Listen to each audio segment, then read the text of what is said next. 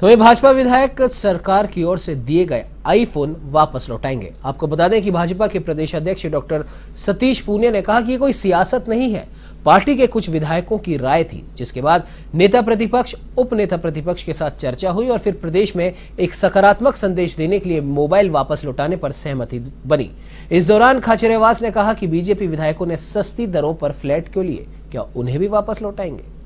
कुछ विधायकों की ही राय थी और वो राय सामूहिक होते होते काफी लोगों तक चर्चा हुई। उसके बाद मैंने रात को हमारे माननीय नेता प्रतिपक्ष गुलाब चंद कटारिया जी, उपनेता राजेंद्र राठौड़ जी से चर्चा करी थी और हम तीनों लोग इस परिणाम पर सहमति पर पहुंचे थे कि यही नैतिक है और एक सकारात्मक संदेश हमें राजस्थान की जनता को देना है, क्योंकि मोबाइल सब लोगों के पास है, सारे विधायकों के पास है, वो कंप्यूटर इंटरनेट सबका उपयोग करते ही है और इसलिए यही समीचीन लगा कि हमें नैतिक रूप से ये मोबाइल लौटा देने चाहिए। इसमें हमारी कोई सियासत नहीं है, लेकिन हमारी एक सकारात्मक पहल है जिसका संदेश हम लोग देना चाह रहे थे और उसमें लगभग सभी लोग एकमत हैं। देखिए, दुख इस बात का है कि राजस्थान के बजट को जिन आंखों से बीजेपी देख रही है वो आंखें राजस्थान की जनता के खिलाफ है और राजस्थान की जनता को यदि सुकून मिला है, उनकी आंख में चमक आई है, उनका दुख दर्द दूर हुआ है, तो बीजेपी के लोगों को खुश होना चाहिए।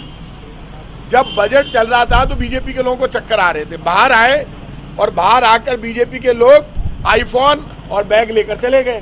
3 साल से हमेशा लेकर जाते हैं। कल रात को मैंने बीजेपी के नेताओं का ट्वीट देखा, बाद में रात को बात की होगी कि अपन तो निपट गए। भाई साहब, बीजेपी को निपटाना गहलोत सरकार का धर्म नहीं है।